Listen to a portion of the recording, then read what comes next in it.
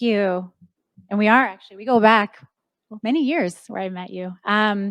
Cool. Welcome, everyone. So excited to be here. We know we're towards the end of the day, so we're going to make this as exciting for you as possible and talk a little bit about competitive intelligence. So to just kick it off, would love our panelists to do a really quick intro, your name, company, and then my kind of fun question of the day is when you hear the word competitive or the words competitive intelligence, what's the first word that comes to mind? You can make this fun, you can make this serious. Just want to hear what the first word is.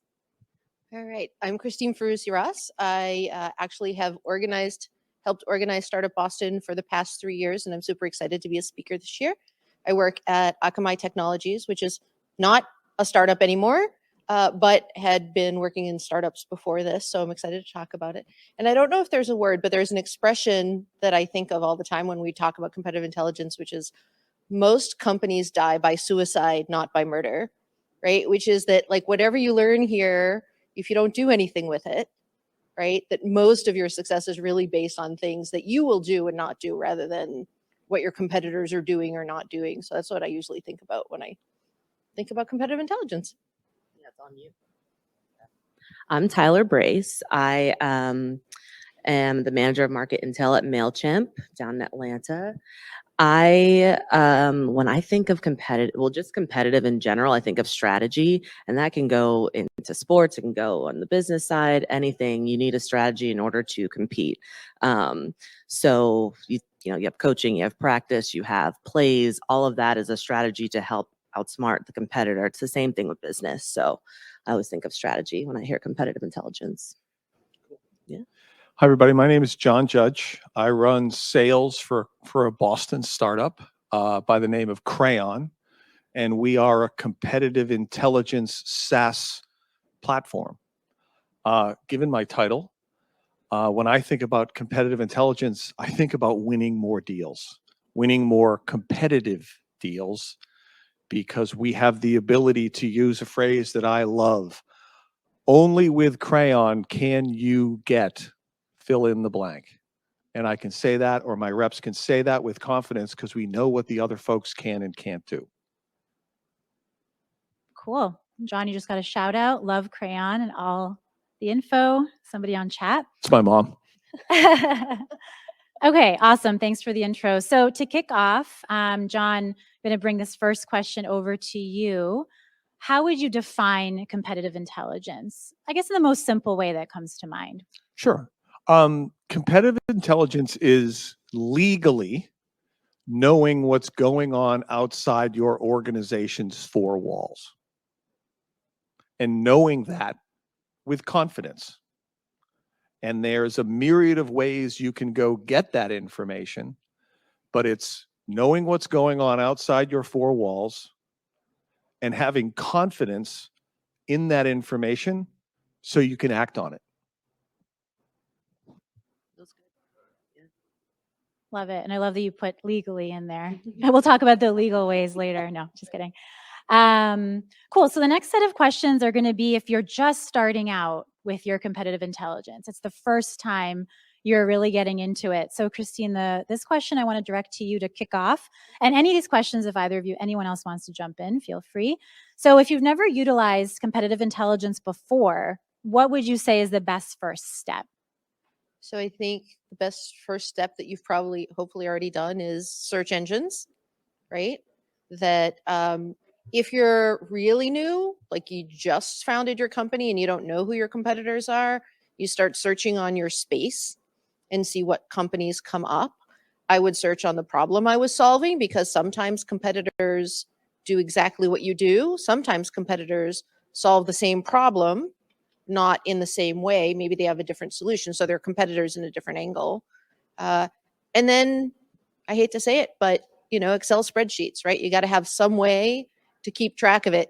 Google Doc, Excel spreadsheet, something to just like keep track of everything. Because if you go to the website, you're like, okay, this is really cool. And then you're going to forget about it because you're busy doing a million things. So you need some way to keep track of it before you start using Crayon. Cool. I like that. Anything I think that's spot on. And it's if you're going to start a business, You need competitive intelligence, as Christine just said, to know whether or not you're starting a business that's going to be viable, or is somebody else already in that space. You're going to need competitive intelligence when you make your pitch decks, because you're going to get asked by people who are going to hopefully loan you a lot of money, who else is doing this and how you're going to kick their butt. And as you evolve as an organization and you start getting your first dollars in the door and revenue, and you hire some salespeople and some customer success people and whatever, you're going to need competitive intelligence to inform them to do their job. So as you evolve as a startup and evolve as an organization, you need it in different ways, but you need it from day one. And John, just to add to that, where would you say in a startup's life or life cycle should you start kind of doing this? Is there a starting point? Are there triggers to look for? So there's, to sort of expand a little bit on what I just shared, competitive intelligence starts out with like a couple of people inside your company need to know what's going on. And that's kind of easy. You sit down, you have a meeting, so-and-so's doing this, we're going to kick their ass, boom, we're off, good. As you scale up is where it gets hard. Yes, you can put it in spreadsheets, you can put it in PowerPoint, you need people to read it.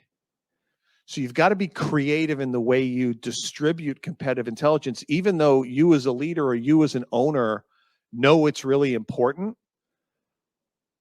I got news for you. Salespeople and customer success people don't always read what's put in front of them on a regular basis.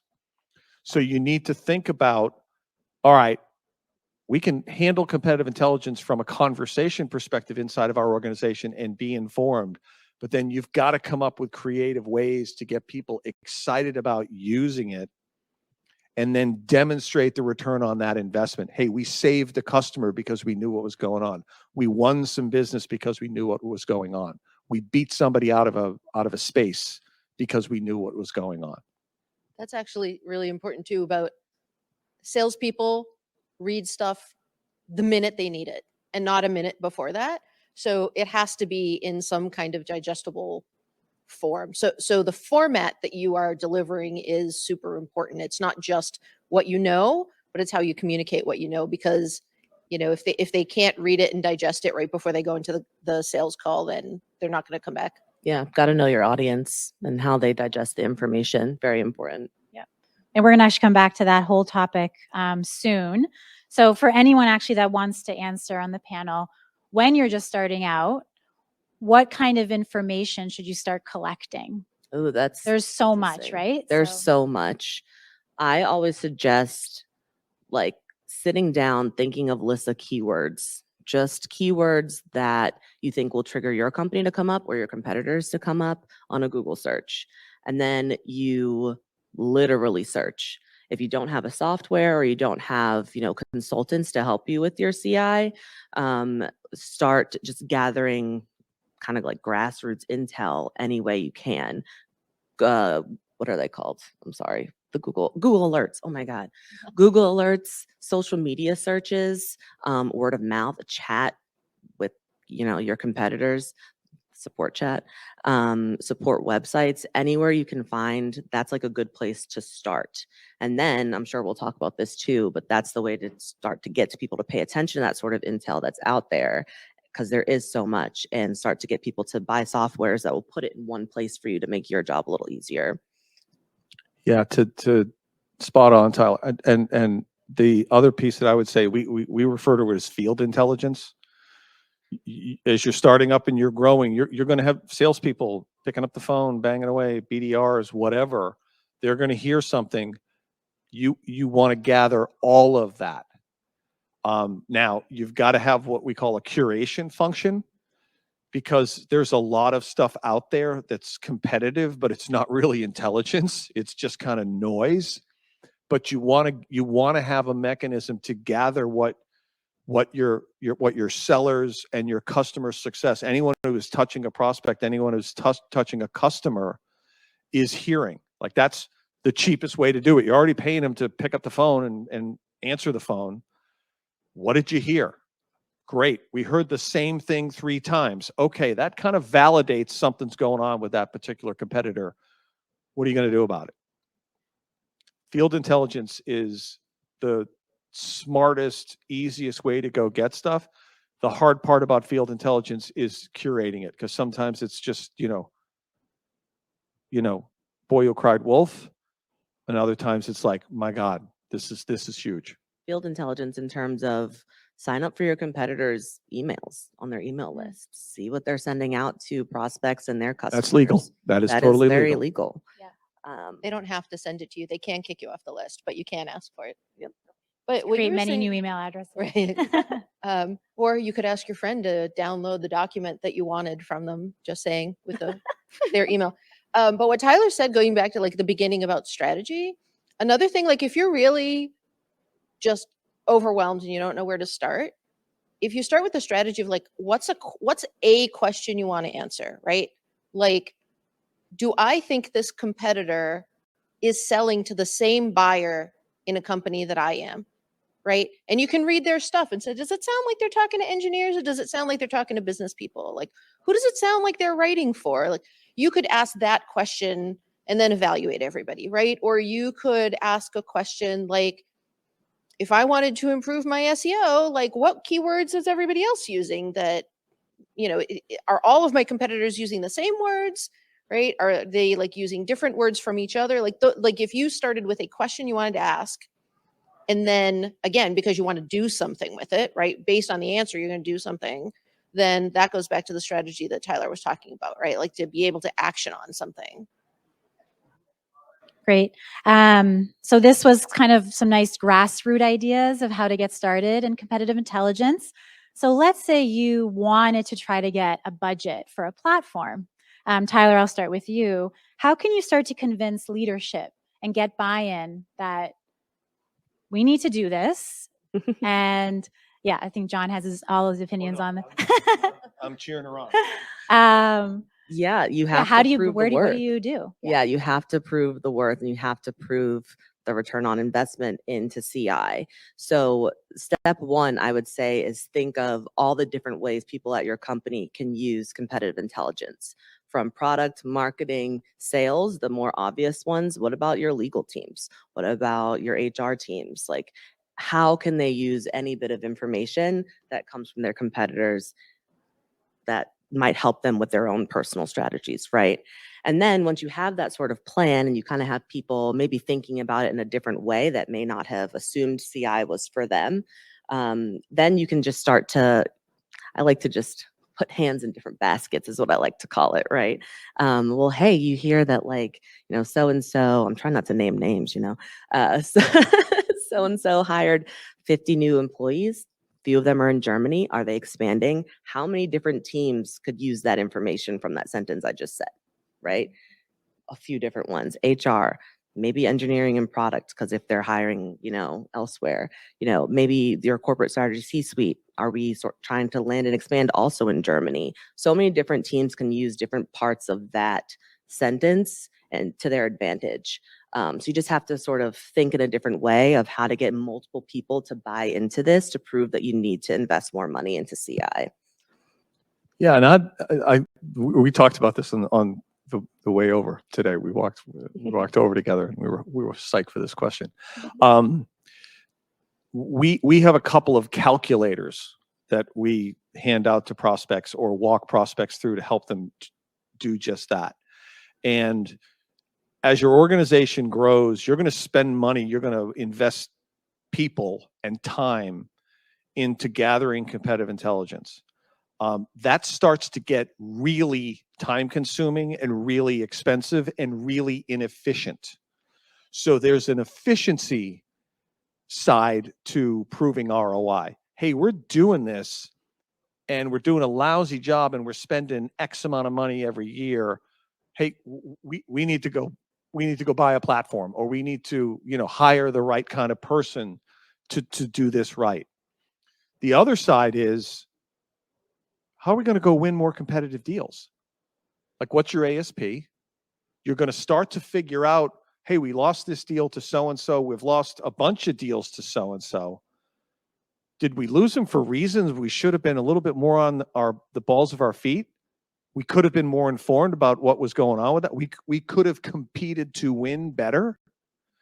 Now you can start to put together a return on investment model that's like, hey, we need to go spend X and we're going to go get 20X back on a conservative estimate, because now we're going to be ready to compete and win more often.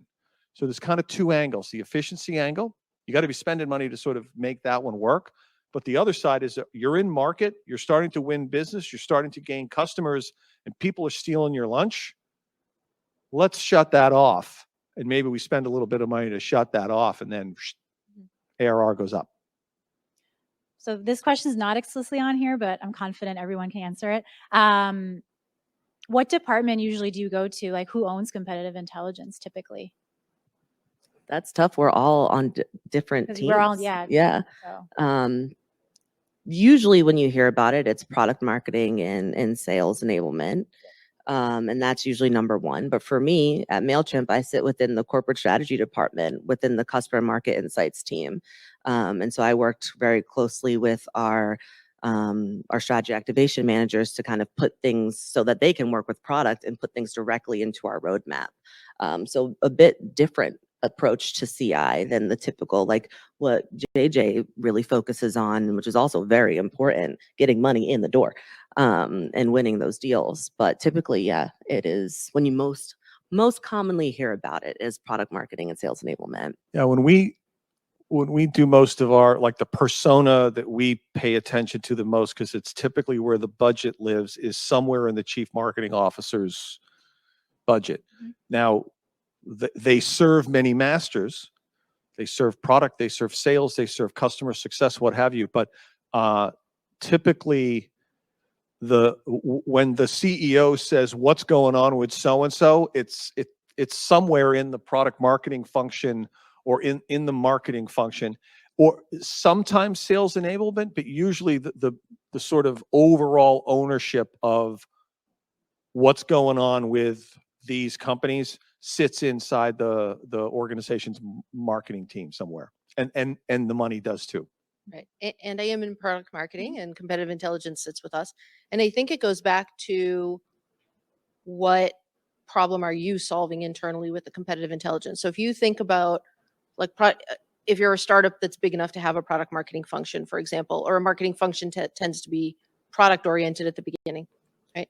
Then product marketing typically is the one that's creating collateral. So you can't create collateral that works in the market if you don't know what your competitors are saying, or, heaven forbid, you actually sound like your competitors too much or something like that, or not enough like them.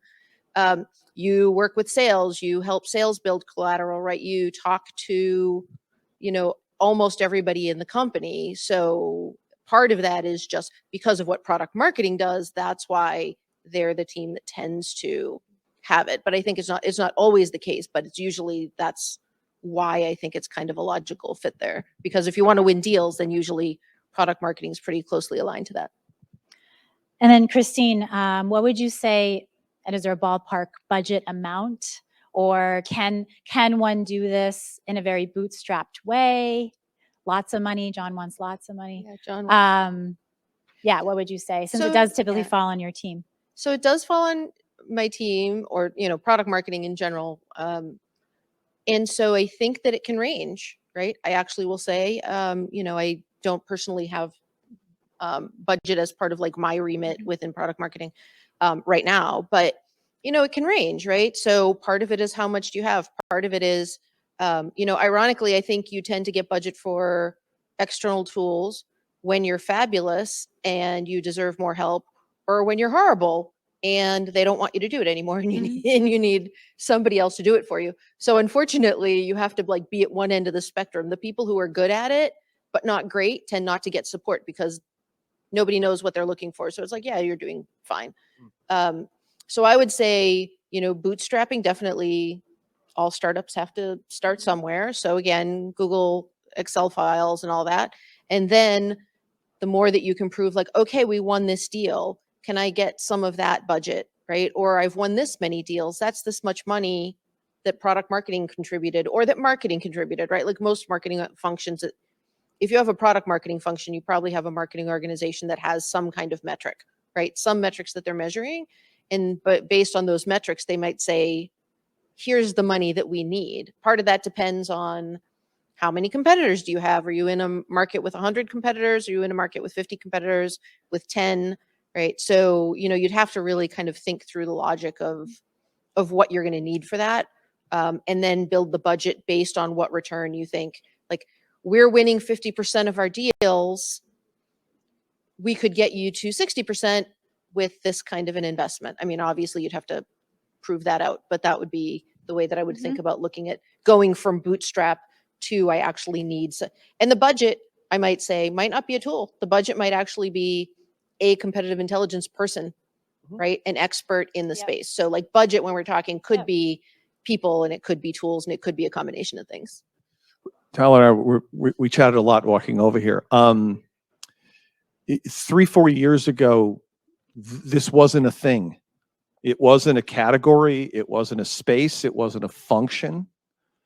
And we were like, hey, this is kind of cool. Like we're in a kind of a hip place here. This is growing. So as you go look for budget, or you try to get attention around this, is, hey, there was a time when Tom Siebel invented CRM. Now everyone, like, that's an automatic. And all kinds of other communication platforms. This is a cool emerging space that companies are paying attention to. Because there's so much information out there. There's just so much, and you got to find the nuggets from all the stuff. And it works. If you do a really good job here, it works. So it's a cool thing to pay attention to. It's a cool career path. Because it's an emerging space within organizations, that organizations are saying, this is really important. We're going to not only pay attention to it, we're going to budget for it, we're going to hire smart people to run it, and we're going to expect a return on that investment.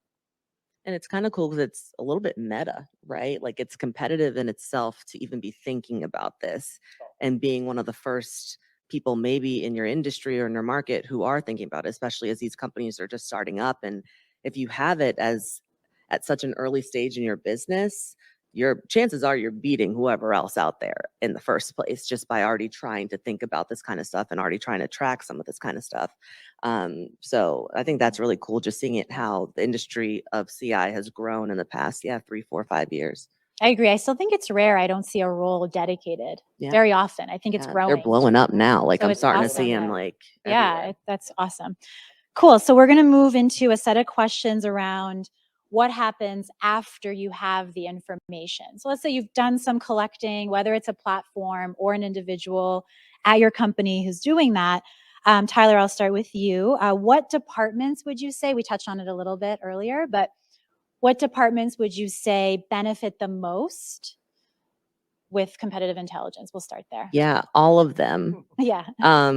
But in the lens of, more early stage businesses and, small, medium-sized businesses, I would say, of course, sales and customer success, of course, because those are people bringing money in. And if you can win the deals against your competitors, obviously, like, if you can arm them with the correct information to win those deals, like, period, done deal.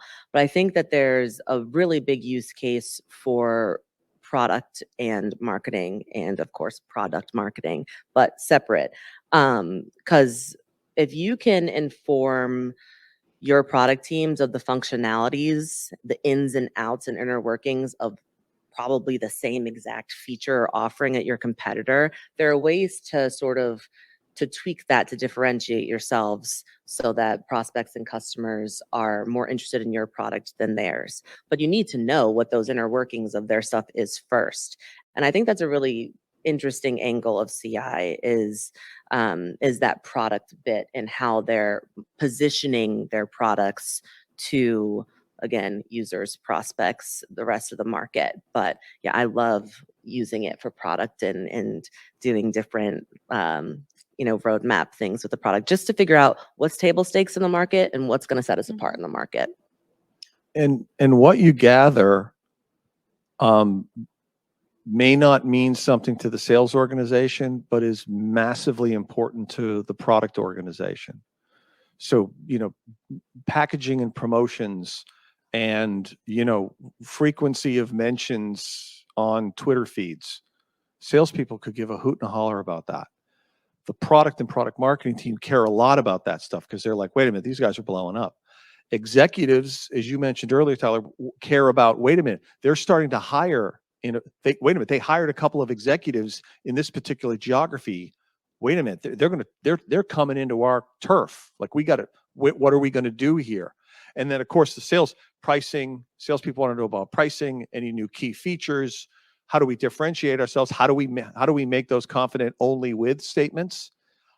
So it's competitive intelligence, to Tyler's point, is massively important across the organization, but you got to slice it up into the pieces that they want to know about. Exactly. And it could be based on where your company is, because like what you were saying earlier, JJ, about like sales pitches, but also like investment pitches, right? Like if your founders are out there asking for 10 million and all of your closest competitors just got 50 million, that's probably something you should know. You should know who invested in your competitors, right? Like there's a lot of things that your executives will want to know that are at the corporate level, especially if they're like going out talking to VCs, going out talking to investors, going out to like do a presentation at a conference, and then they get asked a question about, well, how come you're growing this fast and your competitor's growing that fast? And they're like, don't know, right? Like you don't want to be the reason they don't know, right? That answer. So, really, you can't do everything all at once, but depending on where your company is and like what stage, like if you just launched your product, maybe you kind of ease off the product management side and now you're aligning closer to sales, or like you're about to go into a funding round, so you're going to spend more time with your executives, right? So like you can change your core constituents based on like what your company's priorities are at the moment. Yeah, that's an interesting point. Like, how many of you looked into if your competitors were attending this conference? Mhm. There you go. Yeah, that's the stuff I'm always looking at. Like, who's going to be there? Who's a sponsor? good Who's a idea. speaker? Yeah. Exactly. Mhm. By the way, that's a great thing too. If you actually go to a conference and go to their booths, make sure Yeah. make sure you do that too. Like, Yeah. always looking. Always looking. Text messages and email blasts. Yeah. They'll put you on the list. So Yeah. you see what they're sending, and even though you may be annoyed them sending it to you, you'll get the intel you need, with the marketing. Yep. Exactly. Were you going to say something? I was- Oh, okay. You guys are spot on. Cool. Christine, I want to come back to basically what you were just saying. If you have more to add to it. So it sounds like many different teams benefit. We've named many different teams, which all makes sense. Is there a phase in which that happens? You started getting to that with like, what are the problems you're solving, et cetera, but how would you start looping in different teams into that competitive conversation? So I think probably as a startup, you had a problem that required you to know what your competitors were doing. Either you were doing a friends and family round and you needed to know because you were asking for money, or you are in the early stages of, even before you build your product, you're like, does the market need this? Right? So you start searching to see if anybody already has this, right? Or something like this. And then, as you start to mature, then you start to have different things. Like typically once you hire your first salesperson, that's the point where competitive intelligence shifts over to, right? Because typically, if we're just going to generalize, typically a founder picked the startup that they did because they know something about that space already. So they might not be worried about it. But then you hire the first salesperson, and you probably hired them because they were a great salesperson, not necessarily because they come out of your industry or they know your software category or whatever space that you're in. And then that's when you start to say, okay, somebody's got to learn the competitors. And then, you might shift over to product after that, right? Because if you're not selling anything, then the product team's not going to have anything to build. So those are kind of like the first three that I think of. And then it can kind of vary based on that. I couldn't agree more. And as you start to scale, you need to think about the ways in which you're going to consume competitive intelligence. So early on, Google Sheets, PowerPoint, whatever works as a way to sort of kind of monthly or regularly kind of update folks on what's going on. As your business accelerates, You need to think about the way different people within your organizations or departments within your organizations like to consume stuff. Executives like reports. Salespeople like alerts. To the earlier point made, like, I need to know it now. And I didn't read the brief you sent me. Sometimes daily email blasts work for people. First thing in the morning, boom, here's what's going on in your world today. Do I care about this? So you need to think about not only who needs what, but what's the best watering hole to put that information in so they'll consume it and leverage it. Because that starts to get really hard, because you're talking now about what's the frequency I want to deliver that in? Where am I going to put it? I'm a big believer you put it everywhere. Like anything, you send them an email, you do it in Slack, you talk about it on the morning stand-up. Like, you put it everywhere, but you're going to find that certain departments consume in a certain way, in a certain frequency, and if you can nail that, then you're off and running. Well, any other thoughts? That was one of our questions we were getting to. Any other thoughts from the group on how to best deliver competitive information? Just know your stakeholders really well. And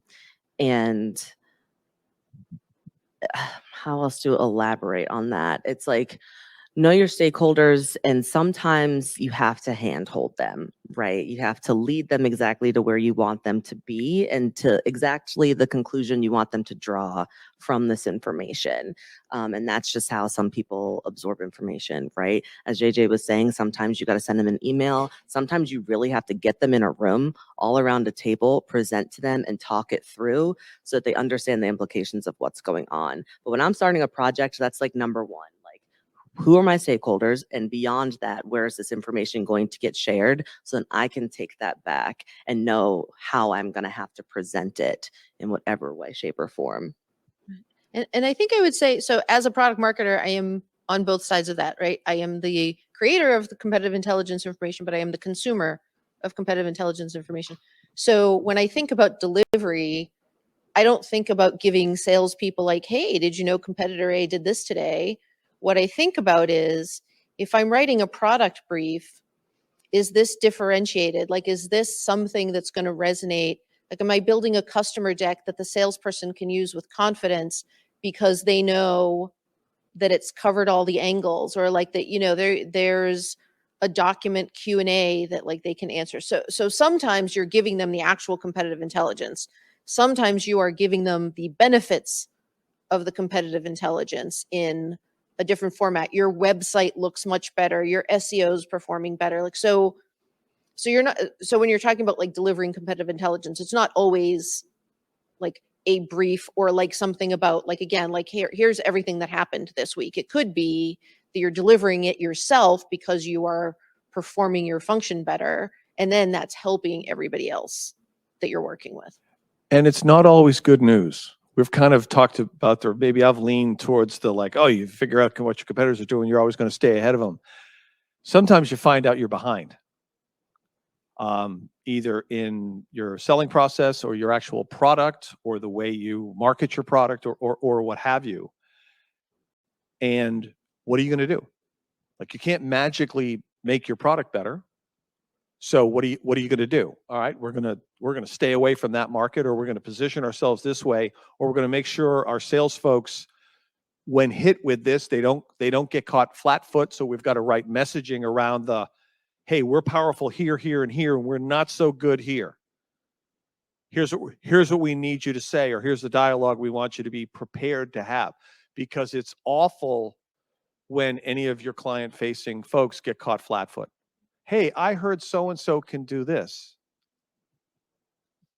I didn't know that. Like, you want them to know, even if it's bad news, so you can message around that properly.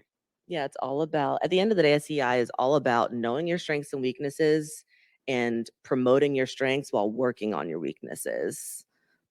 That's pretty much That's quotable. what it is. That's quotable. Yeah, write that down. Everybody, mark your love calendars. The it. day I got famous today. I love it I because got every 505. answer is leading us to the next question, and we actually went out of order, but it's all working out. So what decisions are impacted with competitive intelligence? So not teams, what company organizational decisions can get impacted? Who's starting that one? Like We'll say it together. Everything. everything. Anything. So everything. Down, like all the way down to like the color you use in your mobile app. 100%. 100%. Our competitors' logo is green. You will not see the color green in our office, in our fonts, in our promotional material, in the socks we freaking wear. Why do you think MailChimp's Cavendish yellow? It's our own color yellow. Damn right. Yeah. You think HubSpot chose orange just for giggles? It was the only color available, and now it's cool. It affects everything. It affects the overall strategy of the company. Again, we're going to the moon and coming back safely. Well, how are we going to get? Who else is trying to get there? We got to get there first. Set strategy. Yeah, where to allocate hires for this quarter? 100%. Like, so it's across the organization. Some of it's very impactful. Other I just need to be informed, so we don't make a slip up. But it is across the organization. And I come back to the frequency of information. Sometimes, executives don't need to know every damn day what's going on with win-loss or something like that. Maybe they want to because they're crazy, like my boss, but that's okay. But it informs everything that the organization does. That's the gold mine, though, is those bits of competitive intel, those insights that can inform decisions that you can take action on. That's like the stuff you really want to be pushing, especially if you're trying to start up a program in CI. Like the actionable insights and decisions, those are the ones you really want to push to the forefront. And I think it's important to know that not all decisions will change because of competitive intelligence, right? The decision to enter or not enter a certain country, right? So your competitor's hiring in Germany. That's nice. We have no plans to hire in Germany. We're going to go But if hire you in the do, you need to Netherlands, know right? that. So product teams, right? Like depending on the space that you're in, product roadmaps can go out years, right? And decisions are expensive, right? Like, so they may not choose to go in that direction. And there may be reasons, architectural reasons, maybe there's technology reasons, maybe there's some other reason. So that's not an excuse to not worry about competitive intelligence. But I do think that some people get frustrated when they're like, well, I told you our competitor was using orange. Why did you use orange? I told you that they did. And it's like, well, guess what? Like we did a branding campaign and like there's a whole lot of other research that said orange was the right color for us. And that's what we're going to do. So you do also have to kind of balance the fact that, competitive intelligence could be super important for you, but there are decisions that will not change even, in the face of great competitive intelligence. Or decisions that can be validated with competitive intelligence, right? Like if you were like, for example, the Germany thing, it's like, okay, I actually feel more confident not going there, if they're going there. Like it's just taking the intelligence and using it in whichever way, either making those decisions, keeping your decisions the same, or just not caring. But at least you know, and you know that you are making the correct decision based on that. Cool. A couple more questions before we go to Q&A. So what are some best ways to keep competitive information up to date? And let's say you don't have a person dedicated to it and you don't have a platform like Crayon that's doing it automatically for you. That's one of the biggest challenges I've seen is like you can't just do this once. This needs to always stay up to date. We have a Slack channel, and we just kind of source information from all of those channels I said earlier, like Google Alerts, subscribing here, notifications on Twitter, all of that. And we sort of just shoot that out, quick hits, and we keep a doc updated. I think that's something that anyone at any stage can do, whatever your communications platform is, just kind of shooting out things like that. I will say I am also a Crayon customer, but Happy. I Crayon think customer. I think that something that like a document that you have someone just on and kind of constantly updating and shooting out that info is sort of like an achievable way of letting people know. it gets hard. Mhm. You know, the Google Docs and the sharing on Slack, it as the volume of information you gather, important information, valuable information begins to expand, like any kind of information in your organization, you need a way to handle it. You know, you get a lot of customers, it's like, I can manage them all on a spreadsheet. And it's like, oh, crap. Get HubSpot on the phone. We'll buy their CRM. It's less expensive than somebody else's or something like that. As the volume of competitive intelligence expands, it gets really, really hard to keep track of it and keep it fresh. It's super hard, especially, you know, when you get a lot of people with field intelligence, that Slack channel grows and a lot of people are in there and they're asking a lot of questions and, hey, that pricing's not accurate anymore. Or wait a minute, they came out with a new feature. Anybody hear about that new feature? No, we didn't hear about. And I it's don't allow just, that to happen. it I'm starts the to one that get posts. nuts. And it's not a promotion for Crayon. It's just reality that it gets overwhelming quickly if you make the investment that you want to know what's going on outside your four walls. There's a lot going on outside your four walls. It's also probably a little bit like once you've got a hammer, everything looks like a nail. Everything's competitive intelligence at some point. So like you're walking, you're getting a cup of coffee with a salesperson who mentioned something, write it down somewhere. Like you might just think like, oh, that's like a nice little tidbit, but like you're going to need that. You'll always need that, right? Like there's some way you have to keep track of it.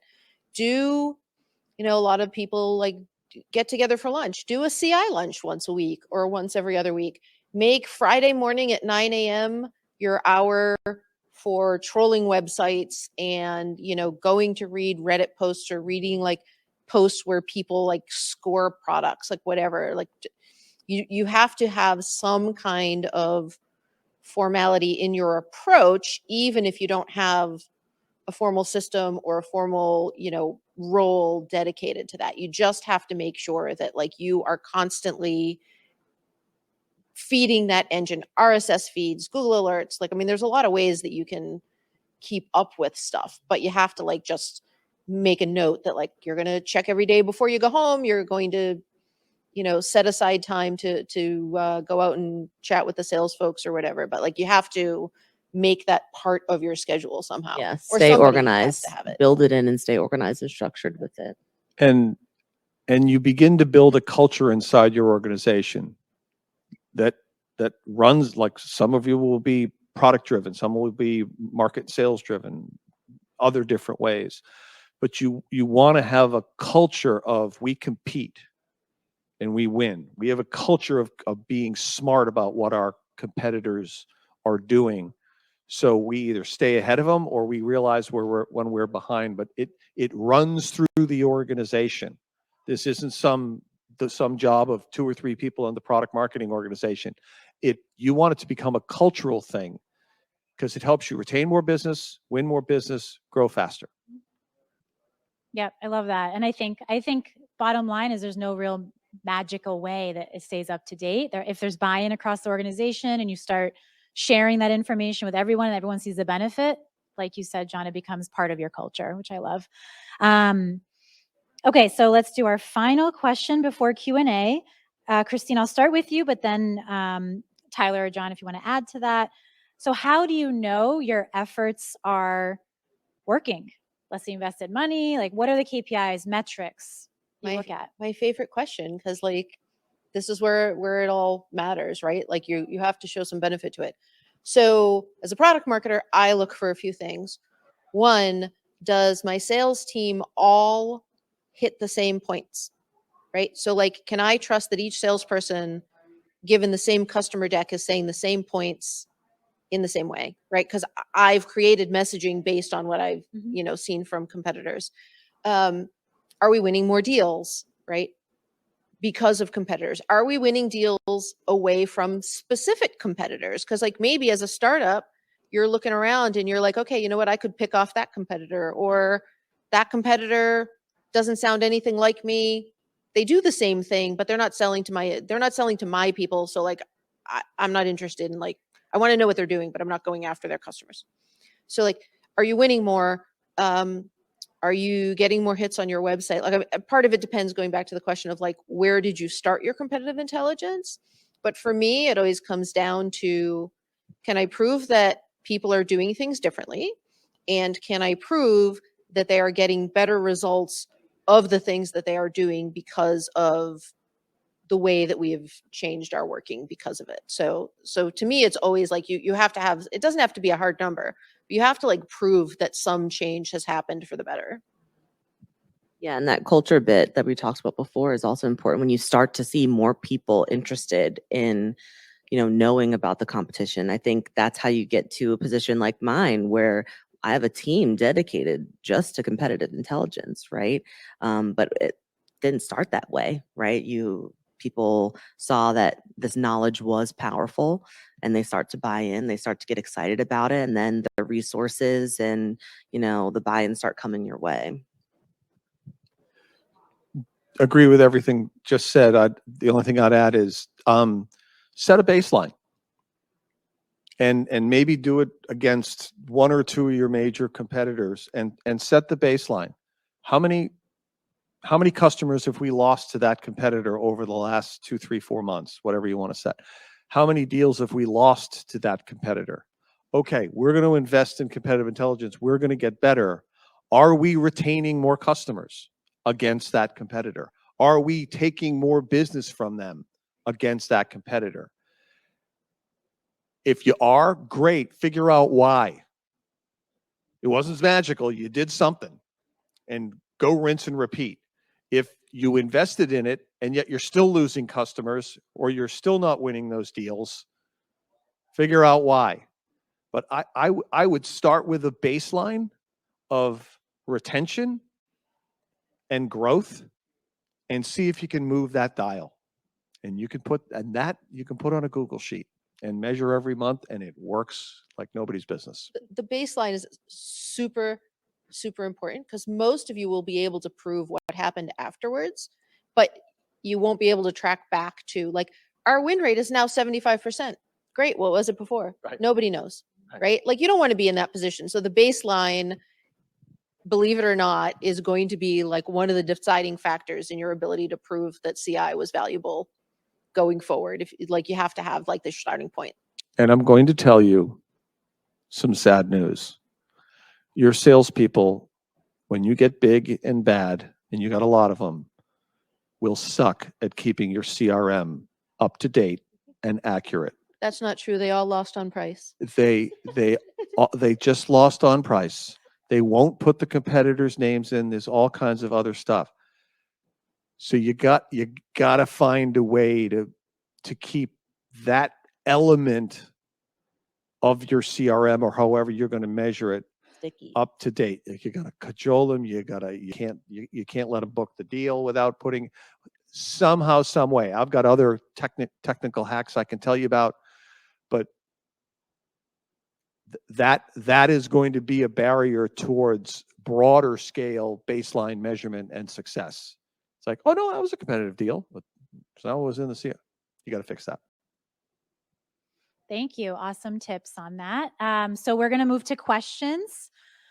And we'll start, there's a couple online that I see. Is there anything in the audience? We'll start here first and we'll pass the mic. So just wait for that. I would say, what is the biggest, what's the biggest thing you've learned from your competitive intelligence? Oh, thank you. What's the one biggest thing you learned from each of your companies on the competitive intelligence that's helped you? And also, what have you kind of taken away from that maybe has, helped you improve a little bit? Like one thing that you learned when you really started implementing into your business, because you each have various experiences. So the big thing for me is certainty. Well, we heard or we think. I hate, if any of you have ever seen me or have read any of my stuff or seen me on LinkedIn, I frequently say, I hate the phrase I think, I hate the phrase I feel. Not interested in how you feel. I'm not interested in how you think. I want to know. So great competitive intelligence gives you that level of certainty, so you can lean in and say, no, we're the only company that can do that for you. That's what you want. We're the only ones who can do it. Let me show you how we can do it. And then go ask the other guys. I can't wait for you to come back. it's certainty for me. I would say knowing exactly where we stand. And like you said earlier, it's not always good news, not always good news, but at least I know, and I know what work needs to be done to get up to the point or to parity or whatever. But just knowing, I like all the cards on the table. I see where we are and I see where we need to get to be. So just having that visual has been the biggest thing that I've learned. Yeah, I like the creative part of it in the sense. So when I was in startup world, I was working with blockchain companies, and everything sounds like everything else, and nobody knows how blockchains work. And so you actually have to make decisions, and you're like, am I going to try and explain to somebody what proof of stake is, or am I going to like get glassy eyes and I'm not going to bother and I'm going to like move in a different direction, right? Do I want to talk about enterprise, or are we going with the like financial systems are about to collapse and that's why you need Bitcoin conversation, right? Like knowing what your competitors are saying in a space where your competitor could be anybody, right? Like, cause like there are so many different like chains and, different ways of like thinking about it. Cause it's like, and again, cause like everybody's got like so many different variations of chains. So being able to be creative with that and be like, okay, you know what? Everybody way too down in the weeds, right? Like this is just not the right way for us to go. Like we can actually differentiate because we know everybody's doing this, or being creative to say like I was an analyst for a long time too, and so like when you think about being different, you want to be like a little different, like good different. You don't want to be in left field, like why is everybody saying this and you're off here saying that? Now you just look like you don't know what's going on because everybody else is over here. So the ability to be creative with messaging and make sure that like you're really hitting what will make a difference in the market is what I find to be like most useful with competitive intelligence in startup. Thank you. Sure. Cool. And we got one more question over here.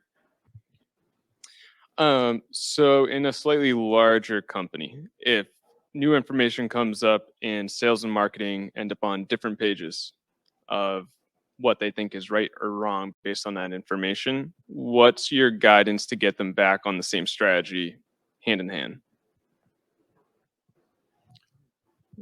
Not sure I fully understood the question. So as new competitive intelligence comes out, so say it's not properly being distributed today. So some of it gets parsed here, some there, and sales and marketing often don't align on multiple occasions for multiple reasons.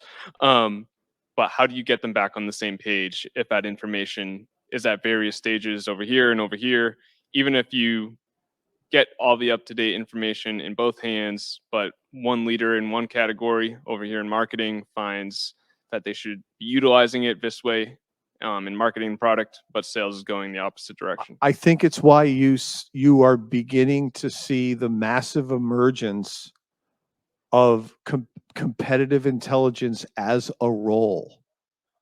So that there's someone somewhere going, okay, I've curated, I've arbitrated, this is the truth. It's not sales's truth or marketing's truth or whatever. Single source of truth. I say It's that all the time. single source of truth. And that's why not only are you gathering, but the role, what Tyler does, becomes very important. But I think too, though, to be fair, right? Competitive intelligence doesn't solve all problems. Like if we go back to the idea of we are losing deals because our competitor is cheaper, which is true for a lot of companies. And half of your company might say, fine, let's lower the price. And the other half of your company is going to say, no, that's going to dilute our brand. And, it's going to, we would have to change not just our pricing, we'd have to change the way we build the product. We'd have to change, where our building is because it's too expensive. So the facts of the matter is that your competitor is cheaper than you. That may not solve your issue. Like that to me sounds like if sales and marketing are truly not aligned about a path forward, that to me sounds like a strategy question that you can help with competitive intelligence, but competitive intelligence wouldn't solve that. I mean, just if I'm hypothesizing, if I'm understanding the question correctly.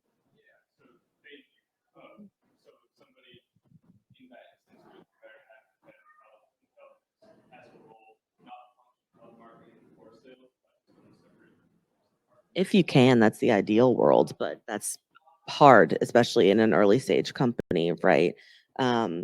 I'll tell you right now, sometimes marketing doesn't like me, right? Because they want to sit here and say all these great things, right? That I have to say that's only semi-true, right? And that's a tough conversation to have, but that's why a position like mine is there to sort of set them straight so that we can then set sales straight, right? But when they're on different pages, yeah, I think it's the benefit of these types of positions, but similar to what you're saying, it's not going to solve all the problems, because oftentimes why they're disagreeing is not because of the bit of information at hand. Yeah. So we've only got a few minutes left, but we got a few virtual questions we want to get to as well. I want to say basically quick hits. We've got one more audience question, and we're going to get through that before we finish off with a virtual. Hi, great session. I'll be very quick. Are there any ethical considerations in competitive intelligence? Quick None hit. whatsoever. Welcome to America. Done Look at right. Done right. No. That's a good quick hit. I like it. I love it. Done. All right, shooting. Let's go to the virtual, folks. Cool. So one we have up here, are there specific ways that B2C companies should find competitive intelligence that might be different from B2B? B2C is wicked hard. Yeah. B2B is easier.